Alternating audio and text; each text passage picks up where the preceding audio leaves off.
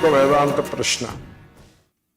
సాధన అనగానేమి, అసలు సాధన అనేది ఏమైనా ఉందా అని. వేదాంతంలో ఈ సాధన అనే మాట తరచుగా వినపడుతుంది. జనులకు ఈ సాధన గురించి ఆ సాధన ఎంఫసైజ్ చేస్తారు. సో నేను ఆశ్రమానికి వెళ్ళాను. అక్కడ ఏదో కోర్సు, వేదాంత కోర్సు అవుతుంది. ఆ కోర్సును నిర్వహించే ఆచార్యుడు నాతో ఏదో చిన్న సమావేశం పెట్టుకుని చర్చ చేశాడు. నేను అవైలబుల్గా ఉన్నాను కాబట్టి 4 మంచి మాటలు ఆయన దగ్గర మనం తెలుసుకుంటే బాగుంటుందని ఒక ఆదరభావంతో నాతో చర్చించాడు. ఆ కోర్సు ఎలా నడిపిస్తున్నాము అది నాతో చర్చించే ప్రయత్నం చేశారు ఆయన. మంచిది.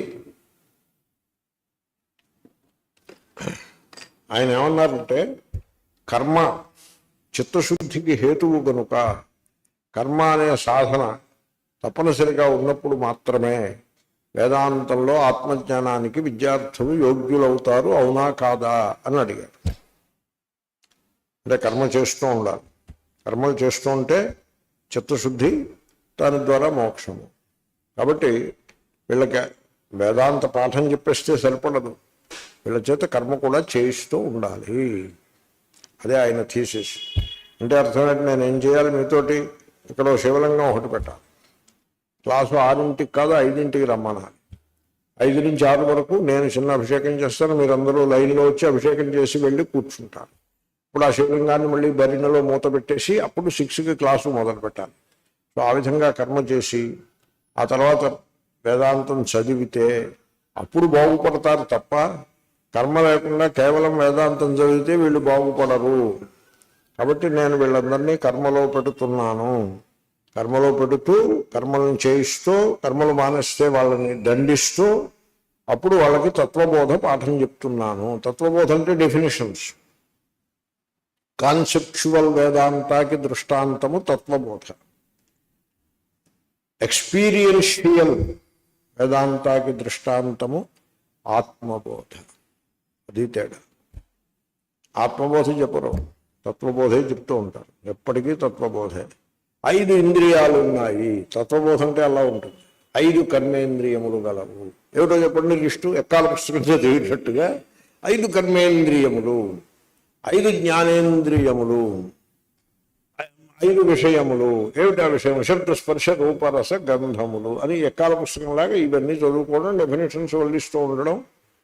ఇది తత్వబోధ యొక్క వ్యవస్థ. దానికుంటే విలువ దానికి ఉంటుంది. సో అదే ఆయన ప్రశ్న. ఇది సాధన కదా అని ఆయన ప్రశ్న. నేను చెప్పాను మీ అభిప్రాయం తప్పని నేను చెప్పాను. ఎందుకంటే మీరు శంకర భాష్యం పాఠం చెప్తున్నారు కదా. శంకరాచార్యులు సాధన అంటే ఏం చెప్పారు? సాధన చతుష్టయం చెప్పారు కదా. ఏమిటో ఆ సాధన 4 సాధనలు ఏమిటో. ఆ సాధనలు ఏమిటో మీరు ఒకసారి పరిశీలించండి. ఆత్మ అనాత్మ వివేకము అంటే ఆత్మ ఏది అనాత్మ ఏది తెలియుట. వైరాగ్యము ఏదైతే అనాత్మను తెలిసిందో దాన్ని ప్రక్కన పెట్టుట. దాన్ని ప్రక్కన పెట్టడం. ప్రక్కన పెట్టడం అంటే ఇలా తీసి ఇలా పెట్టడం కాదండి. అది ఫిజికల్ కాదు. అది మీ మనస్సులో దానికి ఫోకస్ తగ్గిపోతుంది. దాని మీద వైరాగ్యం ఏర్పడుతుంది. అంటే అటాచ్మెంట్ పోతుంది, ఆసక్తి లేకుండా ఉండుట. శమదమాది మనస్సులో ఉండేటువంటి కాలుష్యములను, చాంచల్యమును దూరము చేసుకొనుట. శమము అంటే తన స్వరూపంలో నిలిచి ఉండుట. మనస్సు యొక్క నిగ్రహము. దమము అంటే ఇంద్రియ నిగ్రహము. సమాధానము, రోజు సమాధానం మీదే మన మెడిటేషన్ నడుస్తుంది. ఇది శమదమాది. ముముక్షుత్వం, నాకు స్వర్గాది భోగం, ఇహలోక భోగములు కానీ పరలోక భోగములు కానీ అక్కర్లేదు. ఇందాక కర్మఫల త్యాగం చెప్పాను కదా. భోగాలు నాకేమీ అక్కర్లేదు. నాకు కేవలము freedom and love. Freedom and love కలిసి ఉంటాయి. అందుకోసం లవ్ అని నేను యాడ్ చేశాను. మోక్షము, ఆనందము. సో అది మాత్రమే నేను కోరుకుంటున్నాను. నాకు ఇహలోక భోగములు కానీ పరలోక భోగములు కానీ నాకు అక్కర్లేదు, నాకు ఇంట్రెస్ట్ లేదు. అది ముముక్షుత్వము. ఇది సాధన చతుష్టయం. దీంట్లో కర్మ ఎక్కడుంది? నువ్వేమో భాష్య పాఠాలు చెప్తావు కదా. కర్మ సాధన చతుష్టయం, కర్మ సాధనం అని నీకు ఎందుకు అనిపించింది? వాయ్? కర్మయోగం అంటే కర్మ కాదు.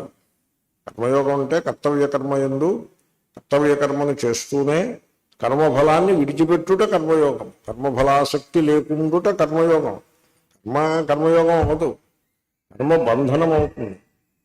ఆ కర్తవ్య ఫల ఆసక్తిని త్యాగం చేసినట్లయితే ఆ బంధనము లేకుండా పోతుంది. కాబట్టి కర్మ సాధనం ఎందుకయింది? ఇట్ ఈజ్ నాట్ ఏ సాధన. వేదాంతానికి కర్మ సాధనం కాదు. అంటే కర్మ చేయొద్దు, నేను కర్మ చేయొద్దని చెప్పానా మీకు? నేను కర్మ చేయొద్దని చెప్పలేదు.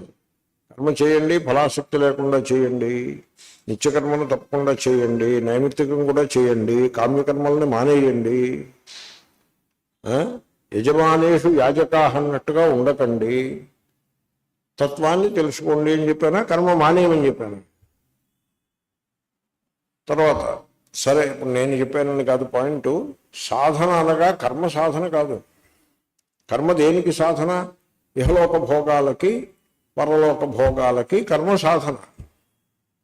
కర్మ చేసుకుంటే ఇహలోకంలో డబ్బు సంపాదించుకుని భోగాలు అనుభవించవచ్చు, పుణ్యాన్ని సంపాదించి పరలోకంలో భోగాన్ని అనుభవించవచ్చును. That is a promise. కర్మ దానికి సాధన, మోక్షానికి కర్మ సాధన కాదు. పైగా మీరు వినలేదా, నా కర్మణా మోక్ష. కర్మ మోక్షానికి సాధనం కాదు. మరి దేవిటి సాధనము? కాబట్టి సాధనం అనేప్పటికీ జనుల యొక్క అభిప్రాయం ఏమిటి? ఏదో చెయ్యాలి. సాధనం వేదాంతంలో ఏదో చెయ్యాలి కాదు. పైగా చేయాల్సిందే ఉండదు ఇక్కడ, ఈ సందర్భంలో ఉండదు. వేరే ఇప్పుడు మీరు భోజనం చేయాలనుకోండి, వండుకోవాలి. సరే, స్వామీజీ కర్మ చేయక్కర్లేదన్నాడని వంట మానేయకండి. వంట ఆత్మజ్ఞానం కోసం వంట ఉండరు, భోజనం చేయడం కోసం వంట వండుతారు. క్లాస్ అయిన తర్వాత ఇంకా మేము సాధన మానేసామని కుర్చీల్లో కూర్చుండిపోతే అది వర్కౌట్ కాదు. ఇంటికి వెళ్ళాలి కదా. ఆత్మజ్ఞానానికి చేయవలసిన కర్మ ఏమీ ఉండదు, ఆత్మజ్ఞానం కోసం. ఓకే, నేను టాపిక్లోకి దిగాను, దీని నుంచి ఇప్పుడు నేను బయటపడాలి అంటే మిమ్మల్ని జాగ్రత్తగా పాయింట్ కరెక్ట్గా చెప్పి నేను బయటపడాలి. ఇక్కడ అడిగిన ప్రశ్న చాలా మంచి ప్రశ్న. సాధన అనేది ఒకటి ఉన్నదా అని అడుగుతున్నారు. సాధన అనగా ప్రయత్నము, ఎఫర్ట్ అనే దృష్టి సర్వత్రా ఉంటుంది. సర్వత్రా ఎఫర్ట్. సాధన అంటే ఎఫర్ట్. డబ్బు సంపాదించాలి, ఎఫర్ట్ అవసరమా కదా? డిగ్రీ సంపాదించాలి, ఎఫర్ట్ అవసరమా కదా? స్వర్గాన్ని పొందాలి, ఎఫర్ట్ అవసరమా కదా? డబ్బు బాగా సంపాదించి కాకినాడలో పెద్ద బిల్డింగ్ కట్టుకోవాలి, ఎఫర్ట్ అవసరమా కదా? మోక్షాన్ని పొందాలి, ఎఫర్ట్ అవసరమా కాదా? అవసరం కాదు. No effort. మోక్షానికి ఎఫర్ట్ అక్కర్లేదు, స్వర్గానికి ఎఫర్ట్ కావాలి. డబ్బు సంపాదించడానికి ఎఫర్ట్ కావాలి, బంగారం కావాలంటే ఎఫర్ట్ కావాలి. మోక్షానికి ఎఫర్ట్ అక్కర్లేదు, ఆనందం ఎఫర్ట్ అక్కర్లేదు, ఆత్మ బ్రహ్మ ఎఫర్ట్ అక్కర్లేదు. పైగా ఎఫర్ట్ ఆటంకమగును. కాబట్టి మీరు సాధన పేరుతో ఇది చెయ్యాలి, అది చేయాలి, ఇంత జపం చేయాలి, అంత పూజ చేయాలి అని పెట్టుకుంటే అది ఒత్తిడిగా తయారవుతుంది, ఒక స్ట్రెస్ నిర్మాణం అవుతుంది, తర్వాత ఒక ఘర్షణ నిర్మాణం అవుతుంది. ఒక మంత్రం పొడవాటి మంత్రం చిన్న మంత్రం ఇచ్చి 10 లక్షలు చేయమంటే ఏదో మేనేజ్ చేసేయచ్చు కింద మీద పడి 6 నెలలు కష్టపడి. ఇంత పొడవ మంత్రం ఇచ్చి దీన్ని 20 లక్షలు చేయమంటే ఓం నమో భగవతే గోపీజన వల్లభాయ శ్రీకృష్ణాయ అష్టమహిషి రమణాయ అనంత పొడుగు క్లీం క్లాం హైం హ్రీం స్వాహ అనంత పొడుగు మంత్రం ఇచ్చి దీన్ని 10 లక్షలు చేయండి చూస్తాను నేను. మొట్టమొదటిలో తప్పకుండా చేసేస్తాం మహాశయాన్ని ఆ మంత్రం కాగితం మీద రాసేసుకుని మరిచిపోకుండా గురువుగారి పాదాలకు దండం పెట్టి దక్షిణ సమర్పించి మూర్ఖేషు యాజక. సో వెంటనే షాపుకు వెళ్ళి స్ఫటికమాల రుద్రాక్షమాల, మళ్ళీ దాంట్లో సందేహం, రుద్రాక్షమాలతో జపం చేసిన వాడు నరకానికి పోతాడు, స్ఫటికమాలతో జపం చేస్తే స్వర్గానికి పోతాడు అని వాక్యాలు ఉంటాయి. రుద్రాక్షమాలని ముట్టుకోరు వైష్ణవులు, వాళ్ళు ఎంతసేపు ఆ తులసిమాల whatever it is. So ఆ మాల ఒకటి 2-3 మాలలు కొండం, కొని ఒక అకౌంట్ పుస్తకం కొండం. మాల చేయటం అకౌంట్ వేసుకోవడం, మాల చేయటం అకౌంట్ వేసుకోవటం మోక్షానికి ఉపాయం. అది మీరు చెప్పండి, ఈ రకమైన ఎఫర్ట్ ఘర్షణ కలుగుతుందా కలగదా? లోపల ఘర్షణ నిర్మాణం అవుతుంది. ఇప్పుడు 24 లక్షలు చేయాలి అంటే నెలకి ఎన్ని లక్షలు చేయాలి? 5 ఏళ్లలో పూర్తవ్వాలి అంటే నెలకి ఎన్ని లక్షలు చేయాలి? 6 లక్షలు చేయాలి. అంటే రోజుకి ఎన్ని చేయాలి? 8 మాలలు చేయాలి. అంటే పొద్దున్న 4, సాయంకాలం 4 మాలలు చేయాలి. సాయంకాలం ఏదో మార్కెట్కో ఎక్కడికో వెళ్ళాలి, అది నాగా పడిపోతుంది. కాబట్టి పొద్దున్నే 2 ఎక్స్ట్రా చేసుకోవాలి. పొద్దున్నే 2 ఎక్స్ట్రా చేస్తే ఆఫీస్ టైం అవుతుంది అని ఈ విధంగా వీడు ఘర్షణలో పడిపోతాడు, కాన్ఫ్లిక్ట్. నేను ధ్యానాన్ని కానీ జపాన్ని కానీ మంత్రాన్ని కానీ తక్కువ చేయటం నా అభిప్రాయం కాదు. That is not my opinion. మంత్రాలు మంచివి ఉంటాయి, అన్నీ మంచివి కాకపోవచ్చు. మరీ పొడుగు మంత్రాలు పనికిరావండి, అవి ఇబ్బంది. కాబట్టి జపం అనేది సరిగ్గా చేస్తే మంచిది. కానీ లోకంలో ప్రసిద్ధిలో ఉన్న జపము, దాన్ని I'm not sure about it. నేను అనేక పర్యాయాలు దాని గురించి మాట్లాడి ఉన్నాను. కాబట్టి so coming to the point, effort ప్రయత్నము అదే సాధన అని మీరు అనుకుంటే వేదాంతంలో అటువంటి సాధన ఏదీ లేదు. కాబట్టి ప్రశ్న ఏమిటంటే, ఎఫర్ట్ రూపంగా ఉండే సాధన ఉన్నదా? లేదు.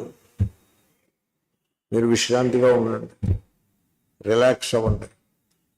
మీకు రూల్ చెప్తా, థంబ్ రూల్. ఇంత వ్యాఖ్యానం చేశానంటే దేనినో నిందించటం కోసం, తక్కువ చేయటం కోసం చేసిన వ్యాఖ్యానం కాదు. ఒక థంబ్ రూల్ మీకు అందివ్వాలి ఈ ప్రసంగం పేరుతో అని వ్యాఖ్యానం. ఆ థంబ్ రూల్ ఏమిటంటే, ఏ మేరకు మీరు లోపల ఘర్షణ కలిగి ఉంటారో, కాన్ఫ్లిక్ట్, ఘర్షణ, every effort leads to conflict. Effort అంటే కాన్ఫ్లిక్ట్ తప్పదు.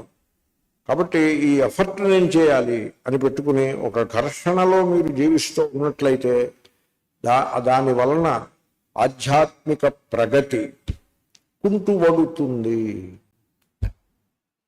ఏ ఘర్షణ అయినా సరే, ఈ లక్ష్య జపం చేయాలి అని మీరు లోపల ఘర్షణ పడితే మీ ఆధ్యాత్మిక ప్రగతి కుంటుపడుతుంది. 10 లక్షలు సంపాదించాలి అని ఘర్షణ పడుతుంటే మీ ఆత్మజ్ఞానం అటకెక్కుతుంది.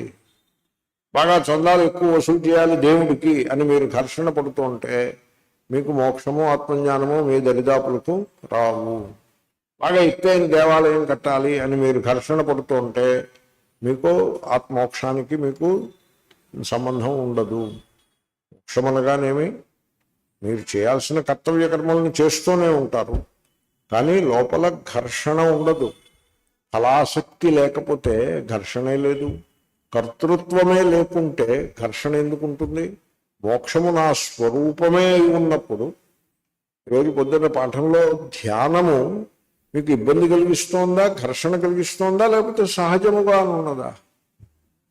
సహజముగా ఉండాలి, స్పాంటేనియస్గా ఉండాలి. అంతే తప్ప ఏదో అర్ధమత్స్యేంద్రాసనం వేసినట్టుగా ఉండకూడదు ధ్యానం అంటే. ఈ చెయ్యి తీసుకెళ్ళి వెనకాల పెట్టు, ఎక్కడ పెడతాడో వెనకాల అది వెళ్ళదు, భుజం నొప్పి. సో అలా ఉండకూడదు.